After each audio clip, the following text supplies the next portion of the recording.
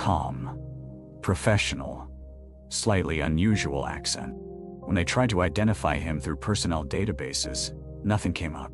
It was as if he'd been erased. The truly disturbing part came 3 weeks later. A man walked into a hospital in Omaha, Nebraska, over 500 miles off course. He was disoriented, suffering from severe dehydration, wearing clothes from 1989, but no ID. When questioned, he said his name was David Reeves.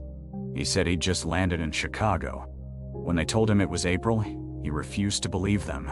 David was wearing a Meridian Airways flight attendant uniform. He couldn't explain how he got to Omaha.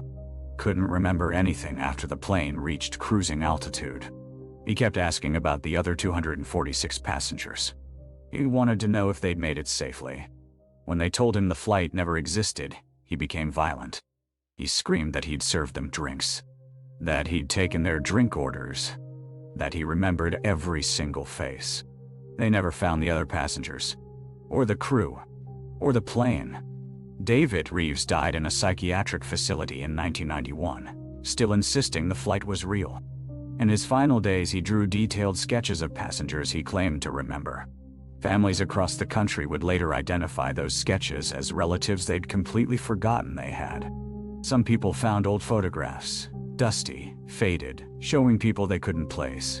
Yet in each photo, someone wearing a Meridian Airways uniform stood in the background, always watching, always smiling. FAA officially filed Flight 447 under unexplained anomaly, no further investigation. But in 2003, a retired air traffic controller broke his silence. He said there were 3 more flights like that one.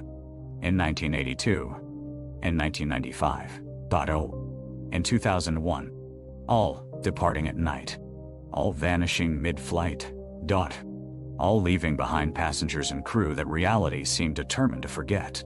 He died 2 months after giving that interview. A car accident on a clear highway. No witnesses, no other vehicles involved. To this day, there are people who don't know they're missing. They go about their lives, occasionally troubled by forgotten memories, by photographs of strangers in uniform, by the nagging feeling that someone they loved simply ceased to exist. And somewhere, in some version of reality, Flight 447 is still flying.